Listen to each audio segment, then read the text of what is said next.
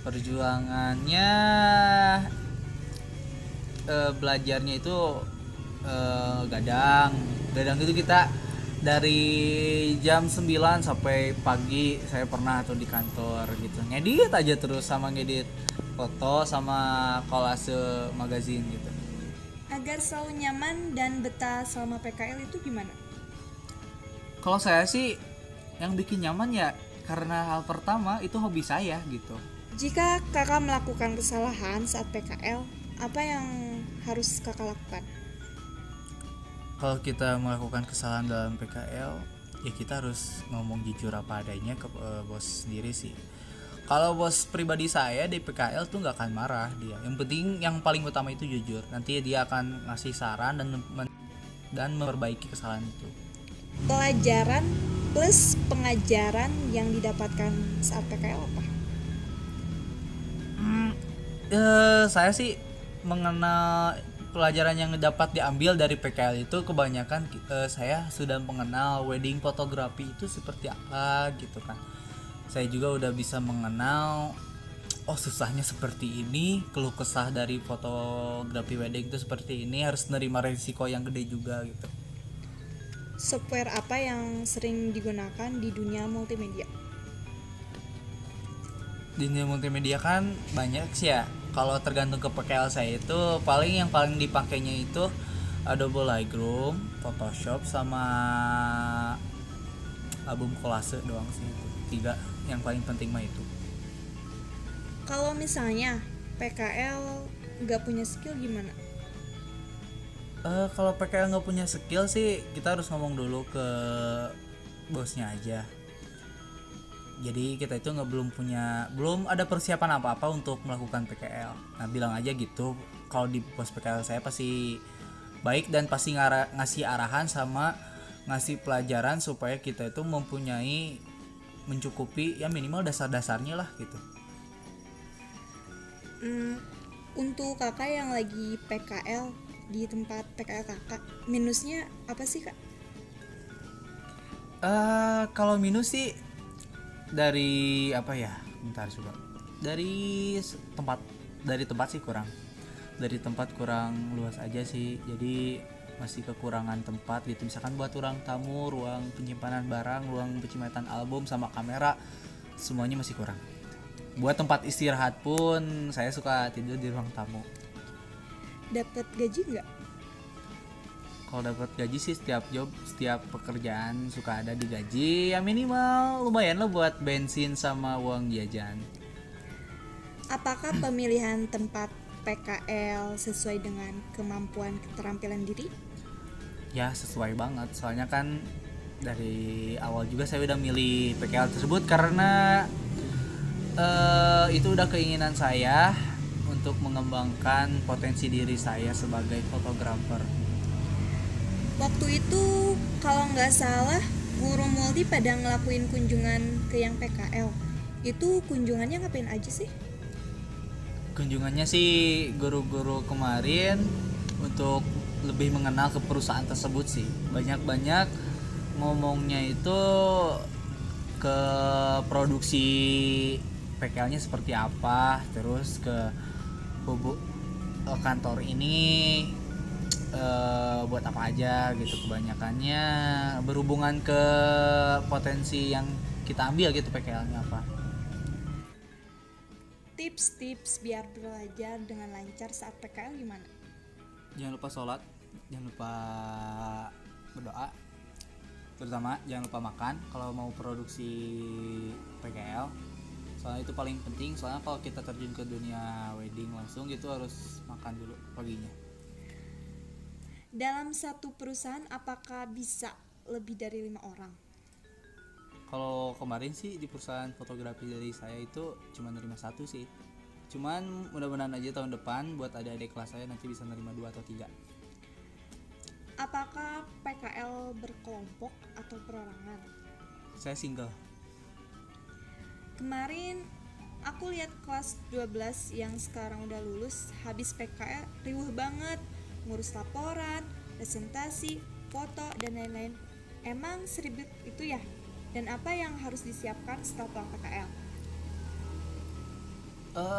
Kemarin-kemarin kan dikasih tugas buat nyicil laporan ya.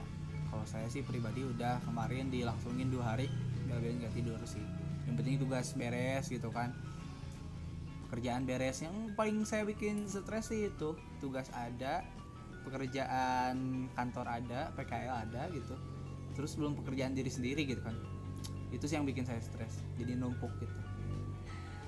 Pas mau pemilihan PKL itu kita yang pilih sendiri sama teman-teman atau dipilih guru? Kalau saya pribadi sih milih sendiri PKL-nya karena keinginan sendiri juga. Apa saran agar anak multimedia yang baru pemula belajar agar menjadi ahli dalam bidang multimedia? Sarannya gitu buat anak multi. Jangan lupa berdoa sih itu. Jadi yang paling utama itu kita harus nentuin dulu jalan alur kita itu mau ngambil yang media yang mana gitu. Misalkan saya media saya ke fotografi. Nah kita itu harus fokus sama satu tujuan dulu. Kalau misalkan kita fokusnya kemana-mana, misalkan kita fokus ke fotografi, fokus ke desain, ke animasi, itu bakal gak akan maju itu. PKL gitu ada nilainya gak sih? Kalau ada berarti yang ngasih dari pihak perusahaannya. Kalau misalkan nilai PKL tersebut gak mencukupi, gak bisa lulus.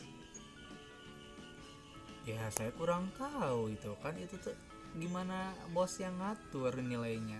Yang penting kita memberikan yang terbaik gitu buat perusahaan atau buat sekolah. Ada gak sih karyawan di perusahaan yang rada nyebelin gitu? Maksudnya suka nyuruh-nyuruh gak jelas, kayak bukan tugas kita, misalkan kayak bikin minuman, atau suka marah-marah gitu, ada gak? Ada sih, nggak nyebelin sih itu juga. Kalau misalkan dia nyuruh Gar bikin kopi, siap gitu, bikin kopi berduaan gitu. Gar beliin makan, beliin rokok, beli itu ya nggak apa-apa, itu hal yang wajar. Mungkin suatu saat nanti bakal ada manfaat buat saya gitu. Apakah yang digaji itu cuman yang terbaik doang, apa gimana? Nggak juga sih, yang penting kita mengeluarkan sebisa mungkin gitu, pasti akan digaji sih sama bos. Itu tergantung bosnya aja. Cara ngadepin PKL gimana sih kak? Apa harus santai atau tegang? Ya kalau terlalu santai jangan juga, kalau terlalu tegang ya jangan juga. Pasti ada saat santai, pasti ada saat tegang, pasti ada saat serius. Nah itu gimana kitanya sih. Apabila sedang PKL, apakah kita mendapatkan tugas dari sekolah? Oh yang ditanya itu suka ada gitu kan. Ya yang bikin saya stres itu nambah gitu kan. Kita fokus PKL, nambah pekerjaan PKL, terus ada tugas lagi. Apa yang menjadi motivasi kakak yang bikin semangat gitu biar gak berhenti belajar di multimedia? Yang paling motivasi itu ya diri saya pengen maju ke depan gitu, pengen sukses saya juga. Jadi makanya saya itu fokus sama satu tujuan. Terus ada nggak sih syarat tertentu ngajuin PKL ke perusahaan? Misal kayak apa sih namanya, karya-karya kita gitu dikumpulin dan dikirimin ke perusahaannya. Kalau misal ada orang kayak aku yang sama sekali nggak bisa dan nggak pernah ngedesain selain tugas sekolah, itu gimana ya? Banyak sekali gitu kan pertanyaan, tapi saya akan jawab. Kalau nggak bisa kan kembali lagi pertanyaan yang sebelumnya.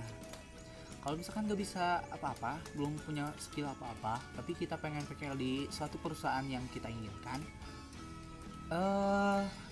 kita ngobrol dulu sama bos PKL-nya yang mempunyai PKL tersebut, atau ke admin atau ke yang pegang perusahaan itu.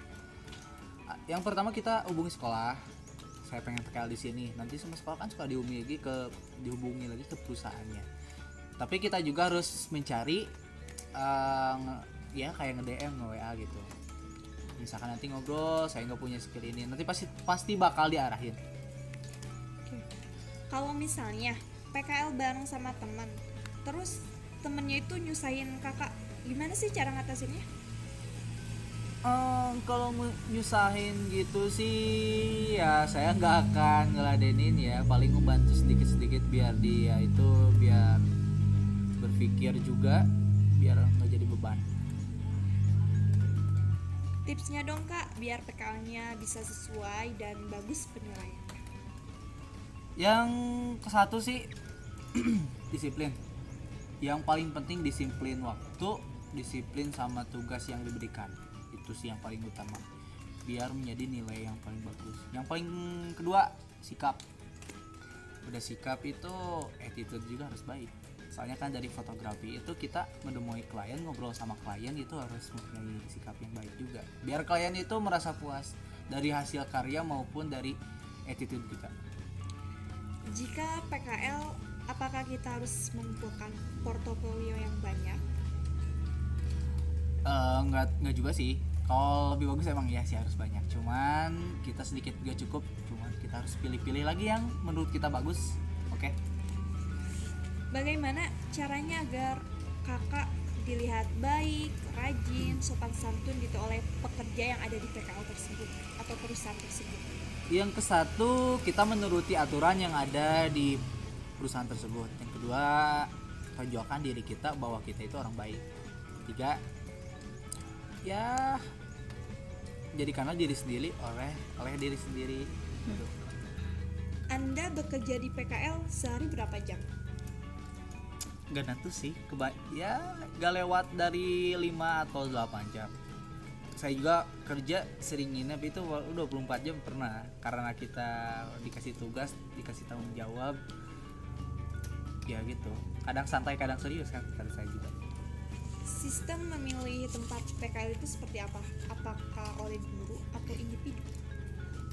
Individu, diri sendiri. Ada tips gak kak buat kita yang mau PKL? Tipsnya terus belajar, terus sampai kita memenuhi tujuan apa yang kita mau. Misalkan kita pengen bisa ini, terus belajar supaya bisa. Itu aja sih.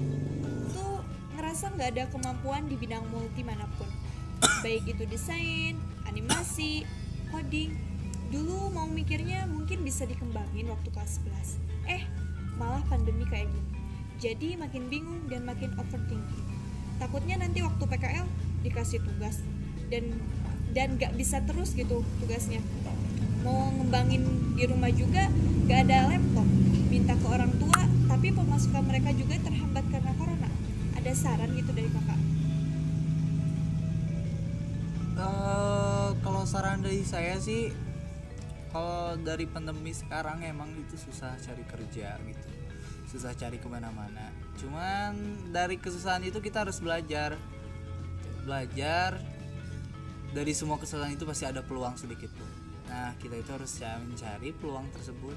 Contohnya saya pribadi, emang sih job pribadi saya, pekerjaan saya itu menurun semuanya.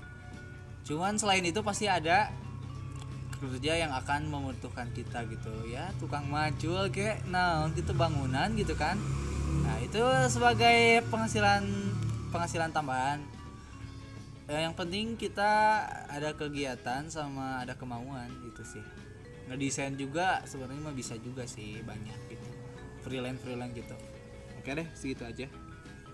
Oke, mungkin dari presentasi dari saya cuman segitu.